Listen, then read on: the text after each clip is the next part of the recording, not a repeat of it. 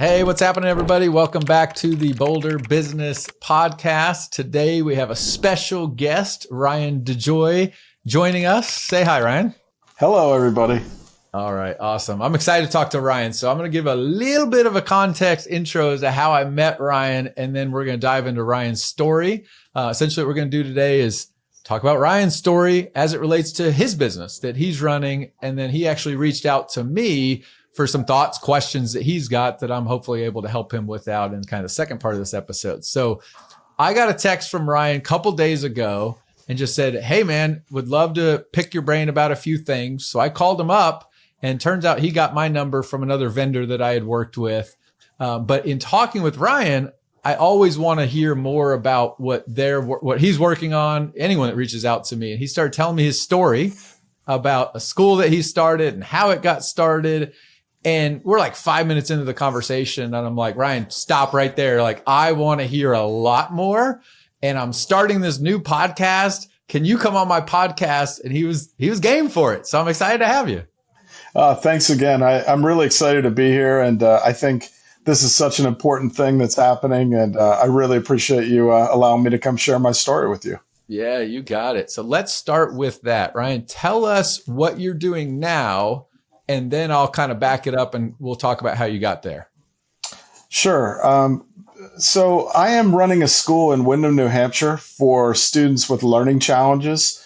In the mild to moderate range. We go grades 1 through 12. We opened in 2019 for students, and it's just been an amazing journey and something that I never really envisioned that I would be doing.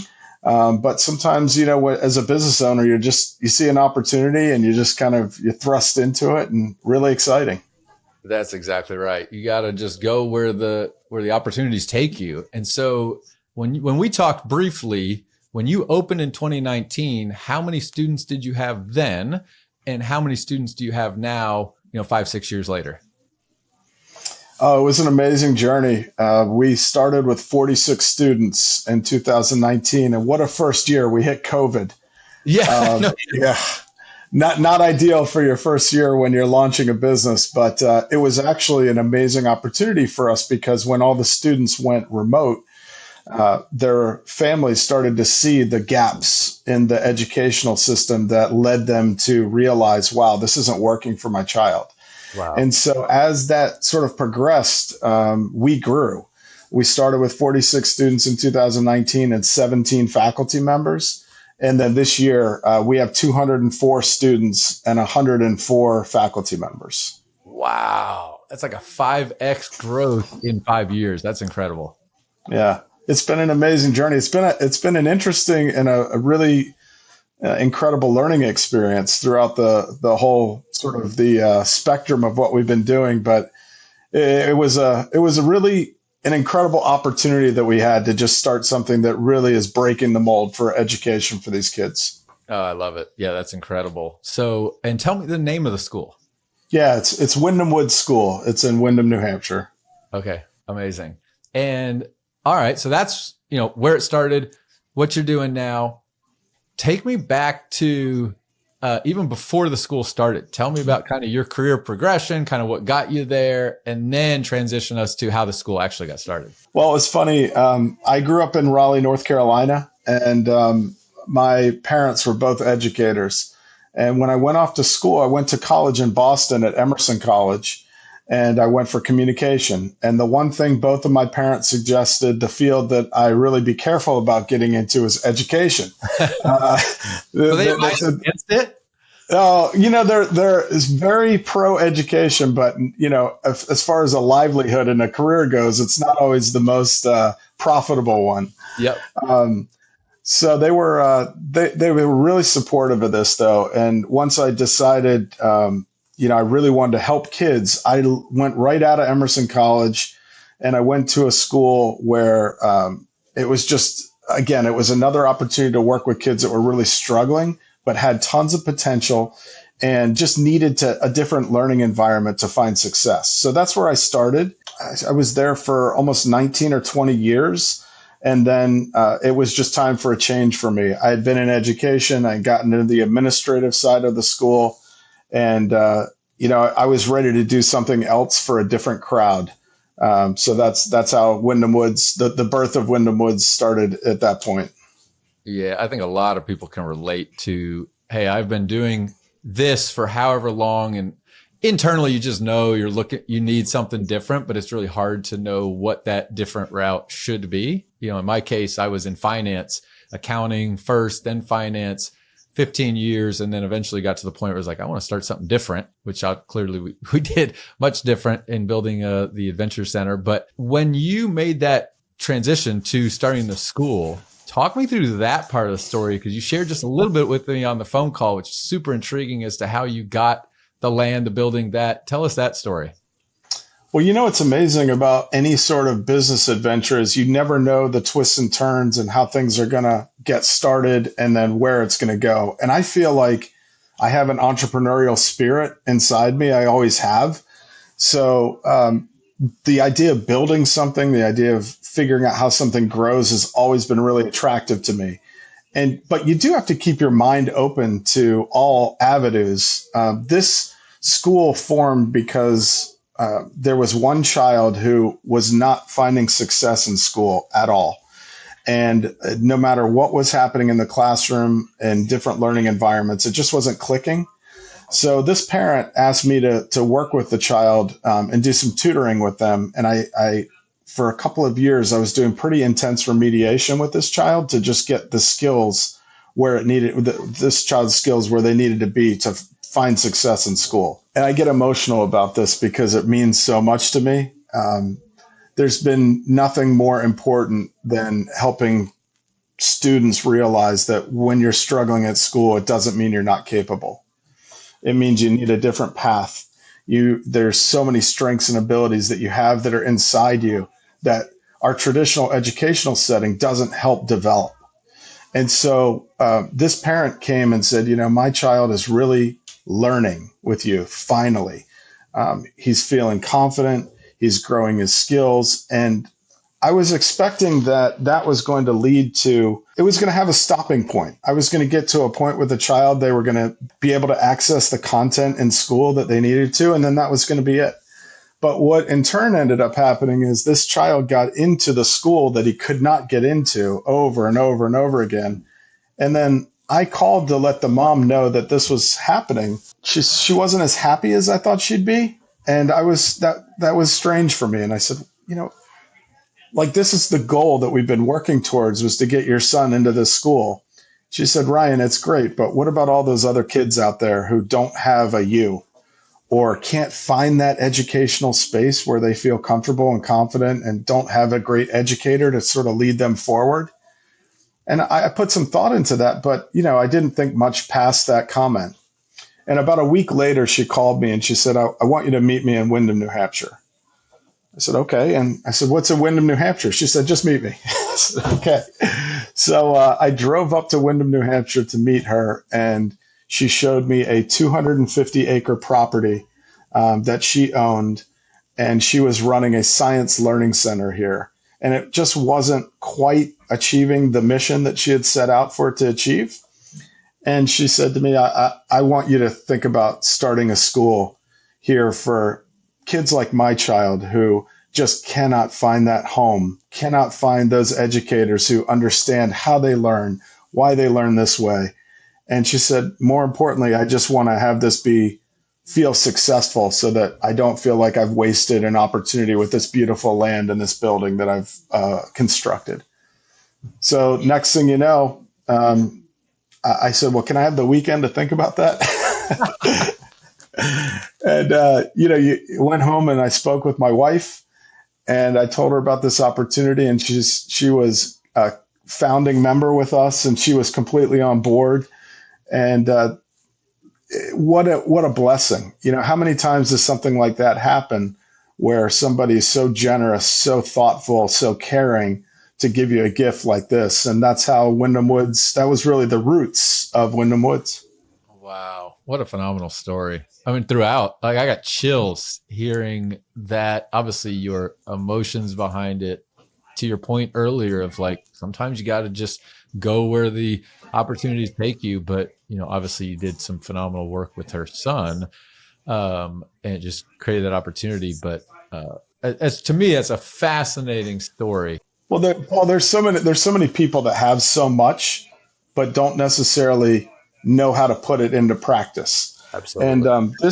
this incredible opportunity only came about because somebody said, "I want to make a difference." And I may not be the one to make the difference. I don't have that expertise, but I know somebody that does. And putting that trust in myself, but more importantly, in our entire team that we built, this is such a group effort here. And I think that's one really important thing that's become even more evident to me as this business has grown. You have to have an incredible support system around you for any entrepreneur to have their business take off and fly the way it's supposed to. You cannot do it all by yourself. Absolutely. I love it. Take me through. So I'm going to kind of just go where my mind's taking me with questions. The point you made about just because a student is struggling in school doesn't mean they don't have the capability. It's just not the right environment for them. I have a feeling that's going to resonate with many people, either for their own children, maybe for themselves. Can you just talk us through, like, what advice do you give to parents or to people that find themselves in that situation that might not have a school near them, or just what advice would you give to someone that's struggling with that?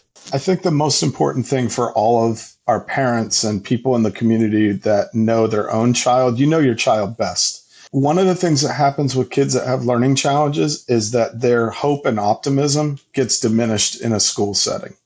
And that's what has to stop. That's what we're doing at Windham Woods. We're shining a light on these children, and we're highlighting their abilities, their strengths, their amazing traits that, it's so funny, in the business world are valued. If you think about things like communication, your ability to engage with others, your ability to lead a group. But in school, a lot of times those are not the skills that are highlighted. A lot of times it's how much content can you take in a particular subject, and then how do you take that content and then spit it back out.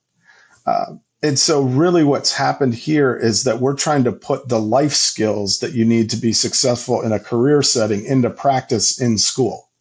So as a parent, when you have a child that you know has these amazing capabilities, you want to make sure that there's opportunities where you can have those strengths flourish. For example, it's funny, the tutoring example that I used earlier, when you're in school, you get tutoring because you're struggling in an area, typically. But in the real world, in the business world, you identify and you sort of highlight your weaknesses, and you try to move away from those. Yes. You try to accentuate your strengths. And it's sort of the same thing of, we'll put a child on a soccer team, a select group, or we'll have somebody go into a rock climbing club because they love it and they're really good at it. But we don't do that in school. If your child is a great writer or a great reader, you usually don't get tutoring around those strengths. You get tutoring around the areas where you're really struggling. When in actuality, when you go to college or you go to university or you go into a career, you're looking for the things that you do really well. You're picking a major that you love instead of gravitating towards the areas where you really struggle. So it's a bit of a different mindset shift that we're trying to promote here at Windham Woods. Is we know you have strengths. Let's do more of that. Let's dig in more into what you love. Because by the way, when you are passionate and you're engaged, it's amazing what you can actually show. And that's really what our world is becoming, is what can you show?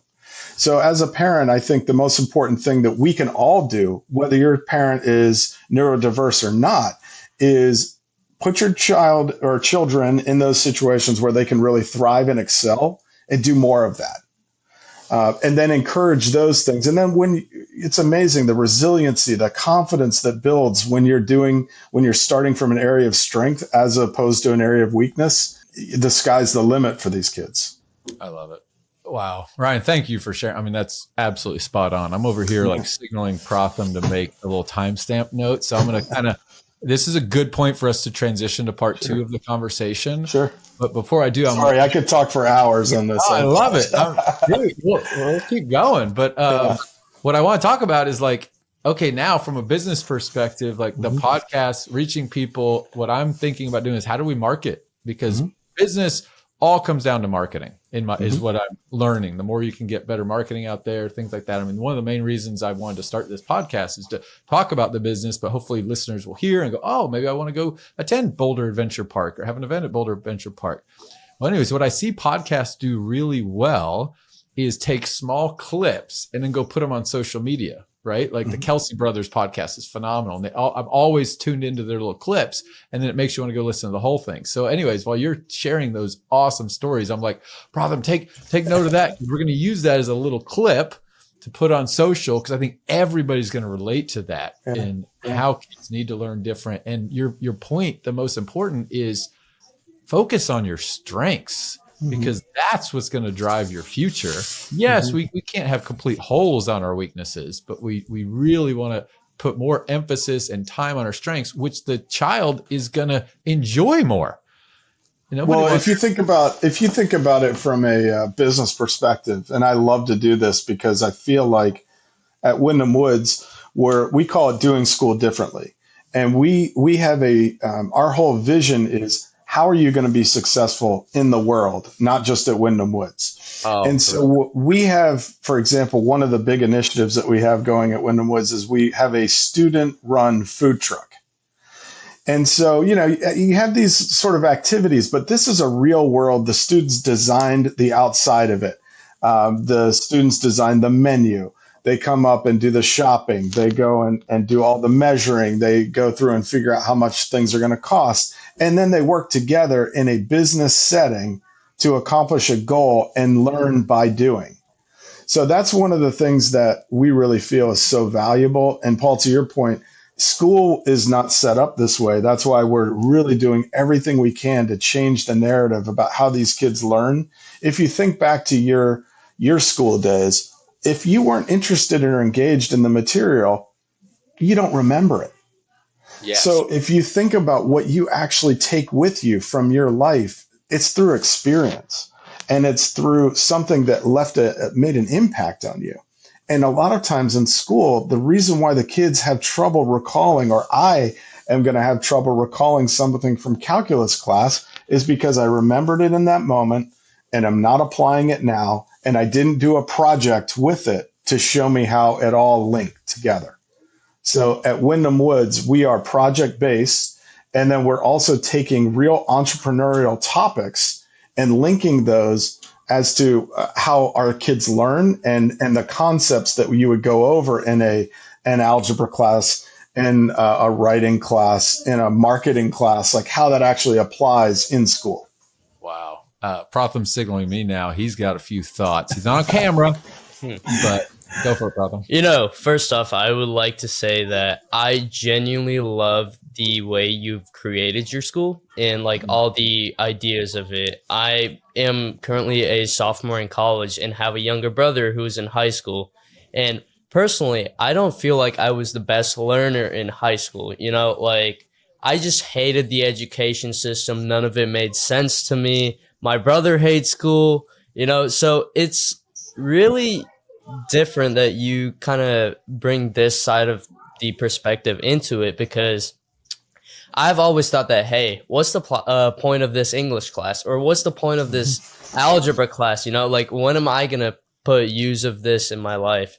And I just love the entrepreneurial idea of, okay, this is the project you're going to be doing, and this is how you're going to implement these specific things into your life. So honestly, listening to all of this just really puts me at ease that, hey, the change is coming, I love it. Well, I got to tell you, thank you for sharing that. And again, stop me if I'm going too long, but I just want to tell you guys, the most important thing about any school setting is that the children actually want to come. So all of our kids actually get excited to get out of their car, come into the school every day. There's a classroom that we have it's an animal classroom. There's snakes, there's guinea pigs, there's all different kinds of wildlife in there. And so, yes, it's like you're sort of in a magical environment where it's very hands-on and there's a lot of learning going on. But through that experience, students are also giving presentations. They're going through and getting engaged in a topic that maybe they were completely terrified to speak in front of a group before, but they will speak about Monty the Python.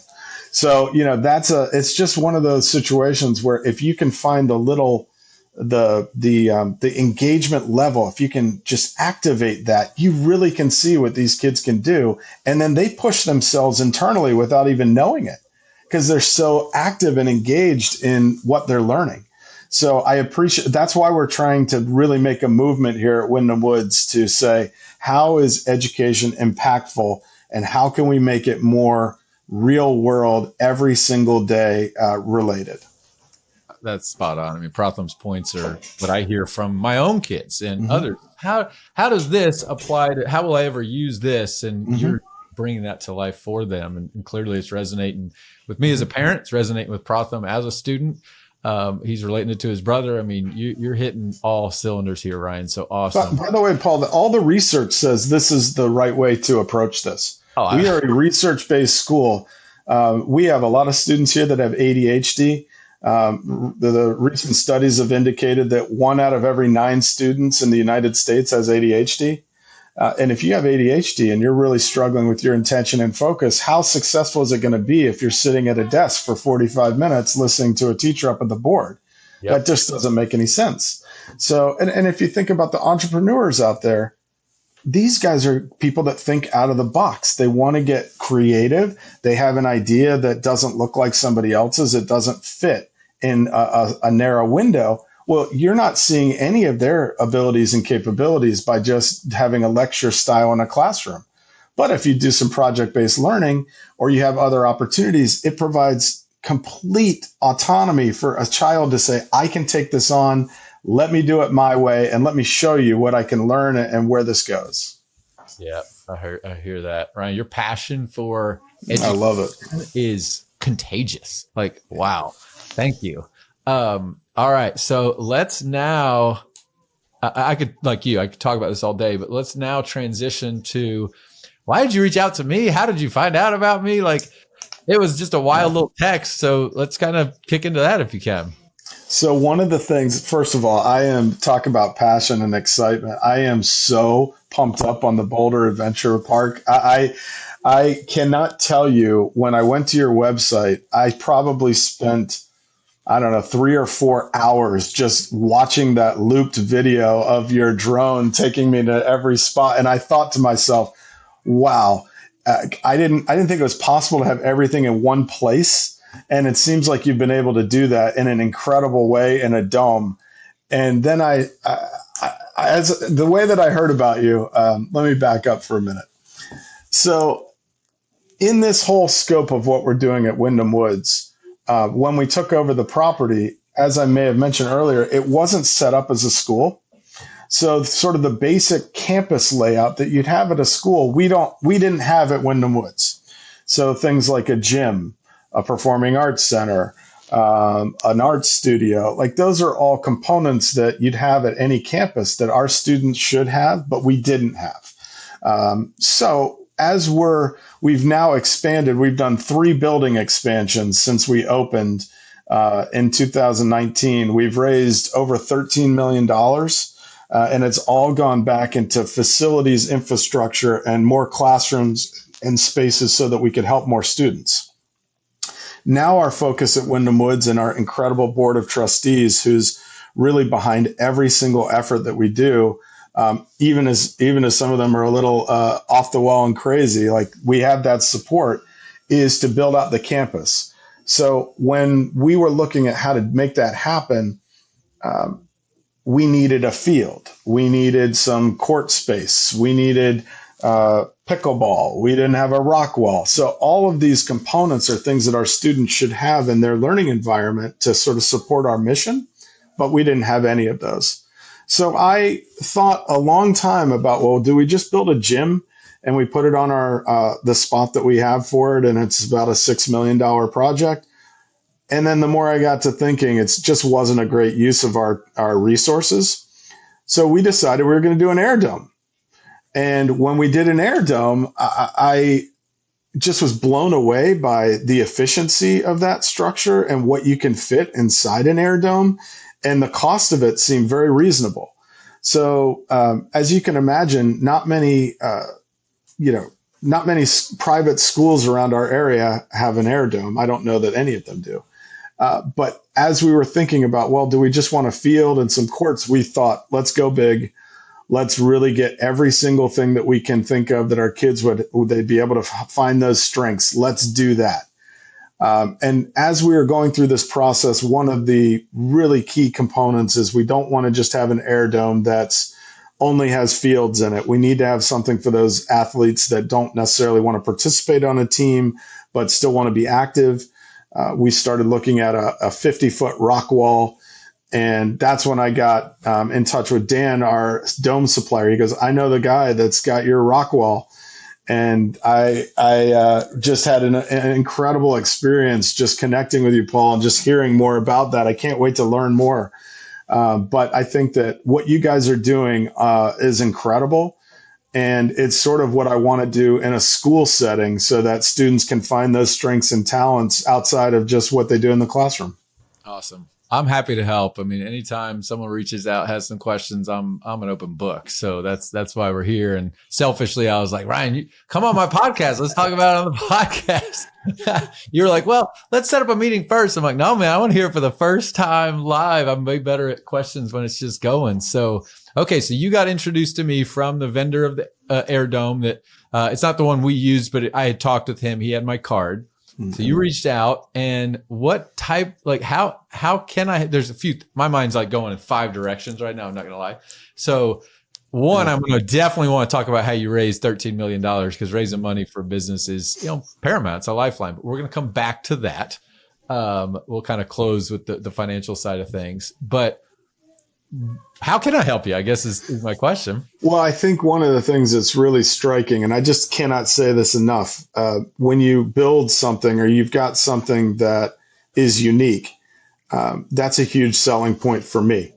My crowd is unique. They're looking for opportunities that are unique. And the Boulder Adventure Park is one of a kind in my mind. If that was here in New England, that facility would be so popular because it's really tough to find land here. That's one of the huge restrictions that we have, but also the amount of thought and effort and intentionality that you put into that space and how that's designed, it blew me away. And I just want to say, as a business owner, I've had several businesses. They've all been, they've had their own challenges, but their own triumphs. That is such a triumph when you can actually have something that you've helped create with your group that ends up looking like that. It's a showstopper. And of course, there's hurdles. There's things that are challenging. There's a lot of bumps in the road. But for somebody like me, who's trying to really break the mold and do something very different than you'd see in an educational environment, to see what you've built in practice there just really inspired me. It gave me a lot of really incredible ideas that I'd like to forward now that I had the opportunity to look at that. Our Air Dome is a little different. We have 5 basketball courts and volleyball courts that are going in there. We have a full-size FIFA regulation soccer field. There's a sky deck, a viewing deck. It's got exercise equipment. We have golf simulators. So I never thought that something like what we were designing, I've never seen anything like it until I saw yours. And it was sort of proof positive that what we were thinking could actually work. So again, I just commend you on that. Ours is 125,000 square feet. It's a big one. That's double the size of ours. Yeah, but that's primarily because we have the field space, Totally, and the court space. But I just was really blown away by it. And I just want to say too, like, I think it speaks to, as a business owner, why you want to do something that looks really, really tight and professional from Jump Street. And you can just tell that you guys really thought through how that was organized. The other thing I would mention too that really impressed me was all the different seating areas and the ability to have parties in there and food. It just was so well thought out. And in some of the spaces that I've visited that are just a for-profit business that's trying to do something similar, even if it's just for rental for fields, it's not well designed. And I left feeling that from your design, that you guys really had a plan when you went into that. Oh, you're awesome. This isn't even sponsored by you. You're just saying nice things. I appreciate it. Yeah. I tell you, I think as I went through the video, I think the focus for us is primarily on the rock wall. Okay. We've got the field space sort of sorted out, but just walk me through how that got designed and how big is it? Just sort of some of the logistics of it. Yeah, you got it. So the rock walls are like definitely what makes Boulder unique. They would not be possible without our engineer. So I will plug him. He's a phenomenal structural engineer. His name's Matthew Parker. I'm sure he doesn't mind the free plug. But it all starts with engineering, right? So he had already worked with companies on artificial rock before. And that's, ultimately, so he had a very good understanding of what the artificial rock needed to be. But essentially what it is it's steel pipe inside the rock, 12-inch steel pipe. I mean, really big steel pipe. And then he basically designed it so it's like cubes stacked on top of each other with the steel pipe, obviously just going up. And then he obviously designed cross bracing within it. So you have like this steel structure. I'll try to edit some photos in of how that looked during the build. Then what they do is they put rebar all around the steel, and that's where they get the shape that they want of the rock. And then they come in with basically concrete, shotcrete, and shoot it, coat one, and then they come back and shoot it again, and they hand carve it. So all the rock walls are hand carved, which the guys that do that are phenomenal. We had a couple of different vendors, so I'm not going to plug one or the other on this, but I'll introduce you to them. But having the guys that know how to shape the rock, sculpt the rock, make it look realistic, because still to this day, people come in and they're like, wow, like it looks real. Pratham, you thought it was real. Yeah, so I actually like rock climb a lot. I've been outdoor rock climbing, indoor rock climbing, and all that. But when I looked at these rocks, like I was like, dude, these have to be real. Yeah. There's no way they're not real. They're definitely not real, because it was a flat piece of dirt in Grand Prairie, Texas, where we don't have rocks. But to Potham's point, the team that did this, I take no credit for, right? The engineer designed it, the artist, they are artists of hand carving the rock. All of that is the key. So, and then to answer your question about some of the specs, our tallest is the big arch is 55 feet tall. Our rock walls, where you do more traditional rock climbing, which is obviously what you're going to be doing, are 45 feet tall. And then what we did is the guys that carved it, again, they carved rock for other climbing gyms before. So they know how to put holds at certain places so that there's different climbing difficulties. So when you work with them, you'll kind of say, hey, I want so many routes to be very beginner, some to be a little bit more advanced. And then what we did is we actually came in and we put artificial handholds in certain places on the rock to make it easier. So when people are climbing, they can choose, hey, do I want to just climb the rock? It's going to be a little bit harder. Or do I also want to use these artificial handholds and use those to make it a little bit easier? So you can kind of pick your difficulty level within the rock, but it all comes down to the guys that carve it knowing exactly how to do it. So you got to have the right sculptors, if you will, which I'll introduce. And how big is that? I mean, how many is it? Do you have, I guess it's sort of a weird dimension because it's not just a linear thing, but it looks like it takes up about half of the facility, I would say. Does that sound about right? Good question. So we have two things that we use the rock walls for. One is called Via Ferrata. We call it the mountain experience. That's where you clip into this cable and you're like following a trail all around the rocks. I don't think you're going to do that unless you want to. That's purely for the entertainment experience. And so that's why you see there's 4 different rock structures in the park. They all have different names, which is fun. But you're basically following that all around. The actual climbing area is quite small, and it's just in between it because all you need is a vertical wall.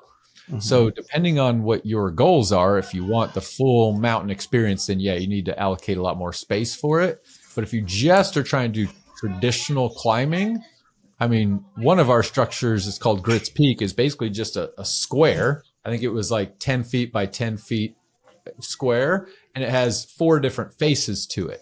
So you could easily, I mean, in our case, we only climb on 2 of those faces, but you could easily just do something like that, because the benefit of the dome is there's no structural conflict. So you could put this wherever you want, depending on the height. And you could just have people climbing on all sides of it. So I guess it shouldn't take a significant amount of space is the bottom line if you're mostly doing climbing. But I guess it kind of depends what your goals are for the rock. Well, I had a certain thought to it, and now I've watched yours, and now I have a different thought, which is, I guess, another good a good lesson for all of us who are, to be flexible. And I actually feel like that's a really important thing that I've learned is you never want to have a fixed mindset when it comes to any project, because as I mentioned, I was so inspired by what you were doing there with that structure that I'm thinking about zip lines now and adding some of those, and which would mean, I'm guessing, that we'd need multiple locations at different elevations for the zip lines and things like that. So we actually have a pretty sizable area set aside for this structure. I mean, it's 70 or 80 feet long, potentially, by 30 or 40 feet wide, not including whatever the matting would be underneath it. So it's going to be a feature. And I just was really excited to see that. I mean, would you say that's one of your most popular places in the dome, or how does that work? Like, have you noticed a trend of what people seem to like more than, or not more, but just like the popular areas in your structure? Yeah, I mean, by far, our 2 most popular attractions are the zip lines. So you're very smart to put zip lines in, and our slide.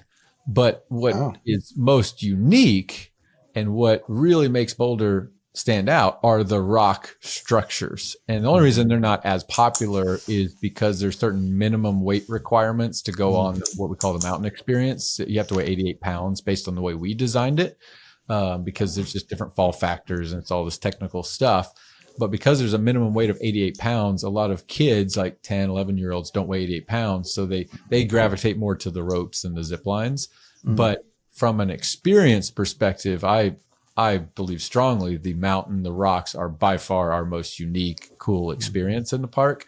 But I just say they're not as popular because it has that weight minimum that a lot of people don't qualify for. Sure. But the climbing, I mean, everyone comes in, does climbing. We use True Blue auto belays. So that's something I'll definitely be able to help you with because, for safety, obviously you want to have, there's different ways you can do climbing. You can do auto belays, which is what we do, or you can do, true belay where you actually have a person belaying them, which you might want to do both. But in our case, the auto belays make more sense. Yeah. I can't even, again, it's sort of mind blowing what you guys have done in there. And I think that up here for us, some sort of a structure like that, you don't see that. I don't know if I've ever seen that anywhere. So the unique factor, again, as a business owner, I'm always looking for that. I don't want Windham Woods School to be like any other school in the country. We work with a crowd that's very unique here. They're incredibly talented and capable, but they just need to learn differently. And if you're learning differently, then everything about your campus should be customized. So that's why the dome was really appealing to us. It's just, you feel special when you're in a dome too. It feels like you're walking in a just a totally different environment. And for our students, I think they deserve to have that feeling of pride, that sense of accomplishment when they go on one of these features. That's another reason why the Rockwell is just so unique. It's a challenge. You can tell you can push yourself however you'd want to. I think it was, it just left a real mark on me, your whole facility. And I think that that's sort of what we're trying to do with our kids is get them to push themselves, test their limits, and sort of realize their capabilities that they didn't even know that where the heights where they could go. Literally, that's a great analogy there, the heights. And you're spot on, because when they climb the wall, they might make it halfway up one time, but then they keep working on it and then they progress. We actually put bells at the top of our walls. When you get to the top, you can ring the bell and there's that audible sense of accomplishment, right? And one of my team members' daughters, she's like 8 or 9, climbed and rang the bell, and she was so proud of that accomplishment. Like, it was just super inspiring even to see how excited she got with it. By the way, I would just say too that I'll bet you a lot of the kids that come over and use your facility, I would venture to say that many of them don't shine in school. And these are the kids that you're seeing that have these incredible capabilities, but if you think about what you've built, none of those elements are in a school. Absolutely correct. And these students are in a school most of their life. Yes. And yet all of these skills, talents, these areas of competency that aren't just out of a textbook, they don't get a chance to work on those, to have those flourish. When you think about a PE class, none of the elements that are in your facility really are highlighted in a physical education environment. And my question is why? That's something that we want to get to the bottom of, because when you can do something that engages these kids in a different way, they're more apt to give you a better effort. They're more apt to want to come to your class, want to come to your facility, because they're getting that unique experience. They're getting something that's fulfilling them. And that's another reason why we're excited about sort of this out of the box thinking. We just another quick example, we're building an animal barn at Windham Woods.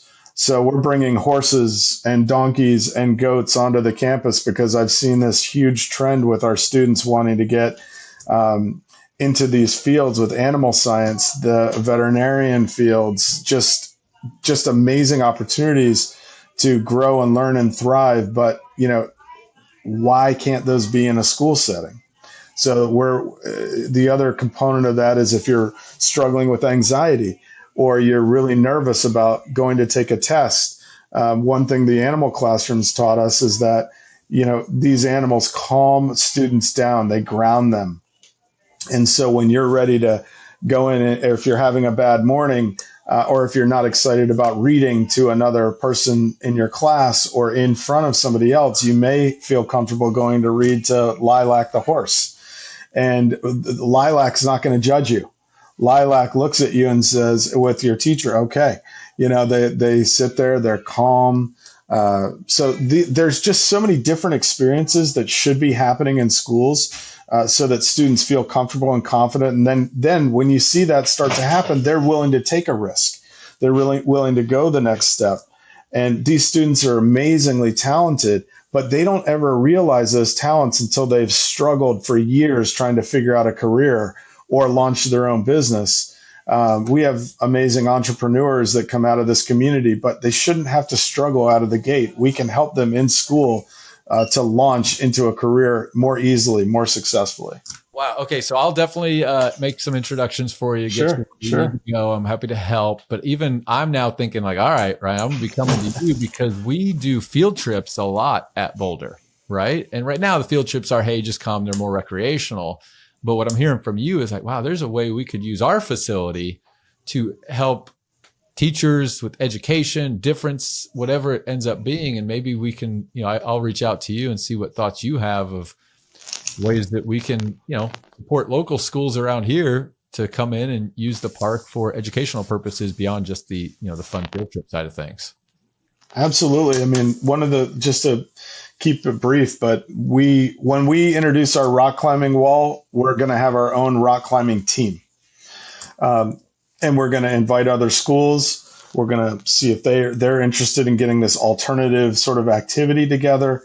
And then you really get a sense of that child that doesn't feel comfortable on a larger soccer team or a lacrosse team or even in a basketball setting, but they have this aptitude for this amazing, talented, this little experience that they can have. And then they can still sort of contribute as part of a group, but in a skill set with their skill set that makes sense. Yeah. Absolutely. I mean, even Protham said he does climbing. So it is such a popular sport, unique and different than the traditional team sports we see in schools. I love that. Totally. All right. Let's now, I teased it earlier. I wanted to talk about it, but give me some thoughts on financing. What avenues of I mean, obviously, I'm not going to ask anything that you're not comfortable talking about, but just generally speaking, you said you raised $13 million. Obviously, you're going to continue to raise as you build this part of the project out. Like, what are your fundraising sources? How do you come about it? I think it's always interesting to hear different avenues of financing. Absolutely. I do have a background in fundraising. So I was in the education space for a while, for a long while. I loved it. And then as I kind of went through the ranks in a private school setting, I did get an opportunity to move to the admin side. And one of my primary roles was lead gifts. So I would go out and do a lot of fundraising for various initiatives. The part of this that's a challenge is that in our school, we just launched, this is our 6th year, and we have 204 families. So that's not a huge pool of people to draw from.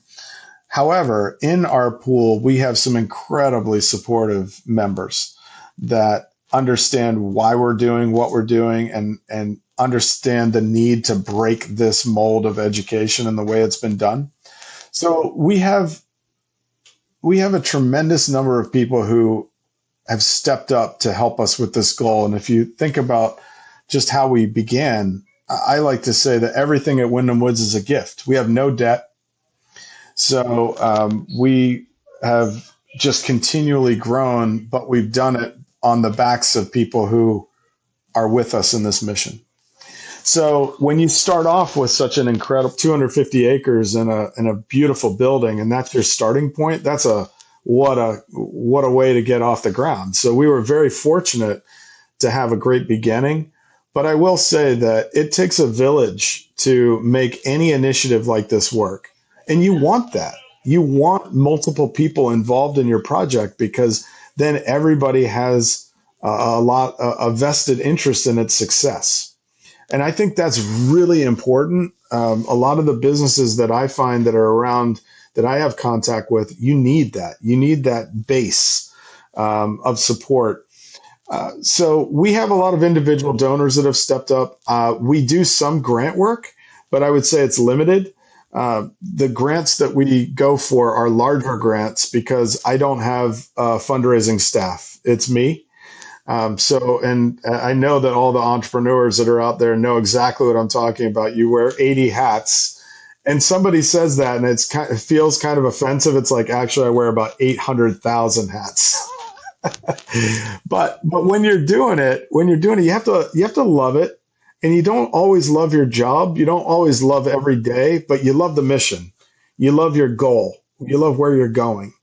Clearly And everything about Windham Woods is about these kids, and it's not about any of the adults. And I think that that's a really important concept that has been lost in education. It's not about the adults. It's about how do we help these kids unlock their potential? How do we push them forward in a way where they feel good? So as we talk about funding, we have individual donors, we have some foundation support, but then we have some corporate partners that are being introduced from the Dome project. And if you think about sponsorship and ability to get sort of your name out there, because we're going to be renting the Dome when we're not in it during the week, on the weekends and in the afternoons and evenings, and potentially tens of thousands of people will be visiting this Dome every single year. And that's, I would say, a conservative estimate. Because that's who's coming, we have a lot of corporate partners that are starting to step up who really want to put their company's logo either on the Dome, in the Dome. We have naming opportunities all through the Dome with every single space, from the courts to the rock wall to the field. And those are people that I'm trying to get in touch with more and more across the country. Because Windham Woods is not just a school in Windham, New Hampshire. Windham Woods is a movement and a change in education. So that's a little bit about that history. And I will say that it takes time to develop relationships. Just as I'm sure you guys have found. But the optimism that you have to carry forward as leading an organization or leading your business, it's crucial. And that optimism, that hope, you don't always know how you're going to get to the end. You just know you're going to. Yeah. One step at a time. Ryan, you've inspired me today. And that's part of like, why did I want to start the podcast? I mean, I talk about this openly. Boulder's not profitable yet. We're still trying to get there. We got a lot of things to improve on, but two things you just said that resonated with me, because I'm trying to learn and grow as much as I can too, is one, there's sponsorship opportunities within the Dome. And one of my investors, Dory is her name, has been telling me that from the beginning. I just don't know how to connect to those sponsors and get people to come in. Plus, it's like you said, we're wearing 80 different hats. The priority of like, okay, what's next most important? I just haven't had the ability to make that connection, but I should, right? So, because we have a couple 100,000 people a year coming into the park. And so thinking of sponsorship opportunities inside the park is a takeaway for me. And then to your point of it takes a village. I mean, we have 45 different investors, and I historically have not been good at continuing to update them and involve them in things because, again, I'm buried in 20 other things all the time. But that was a hope of this podcast too, is like, hey, my investors, others can listen to this, get updates, so on and so forth. So it's just good feedback for me to hear like, okay, I need to prioritize these things a little bit more to help our business. Because do you mind if I give you a little quick insight into and somebody who's never been there and sort of a thought on it? Do you mind if I do that? So, Paul, I just want you to understand, like when I saw that video, I see your Dome as a destination. It's not just something that's there in your community. I think if I was approaching that, and that's what I want to do at Windham Woods, I'm building something that's unique because I want families to come and see this and go, my child would flourish here. In your situation, I see so many avenues for you to take your concept and blow it up to not just a local concept, but to something much bigger.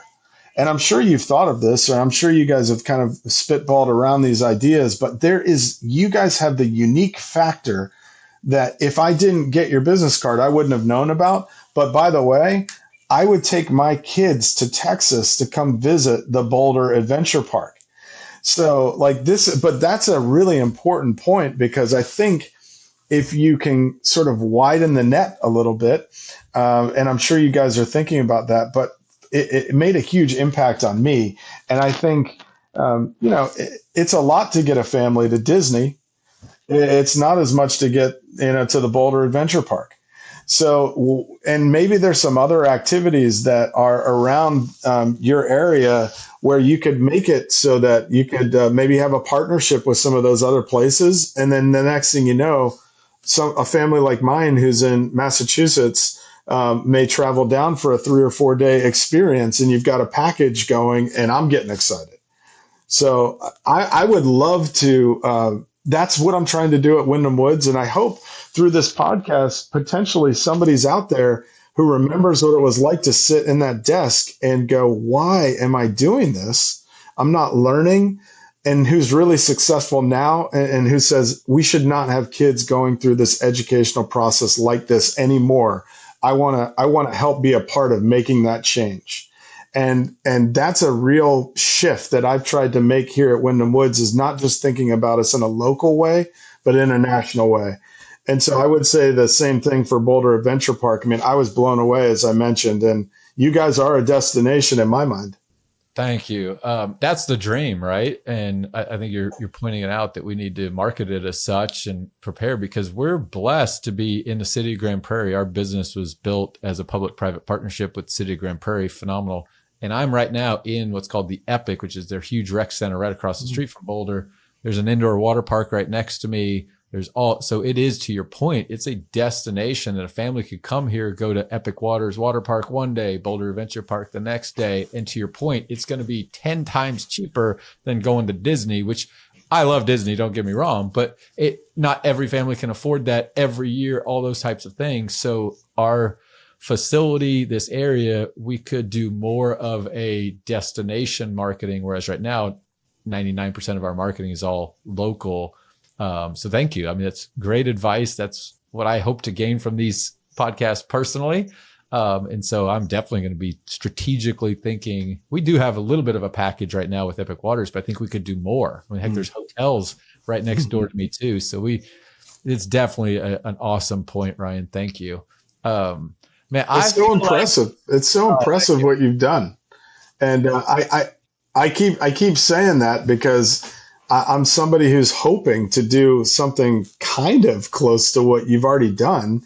And it really should be highlighted because you guys, it's so clear how much work you've put into it. And I definitely will come down. I can't wait to bring my kids down. I have 4 kids. And it's funny, I go 18 down to 3. So it seems like there's something there almost for everybody. And so anyway, it's really exciting. Yeah, we'll entertain them all ages. It's one of our key missions that we try to accomplish is regardless. My dad holds the record, as he says, for being the oldest person going on our mountain experience. He's 78 now. And so he's so proud of himself for doing that. And then, yeah, the 3-year-olds, they have fun too. So 3 to 78 or older, come have fun. We're going to give you a good time. We don't have sponsors for the podcast. So our sponsors for today's podcast are Boulder Adventure Park and Windham Woods. We appreciate you coming on, Ryan. Man, I am thrilled to talk with you. You and I are going to keep the conversation going. Any way I can help, I'd be delighted. Clearly, I'll reach out to you for help as well. But thanks for joining us. I really appreciate the conversation. Absolutely. Thanks again for having me. All right. Cheers.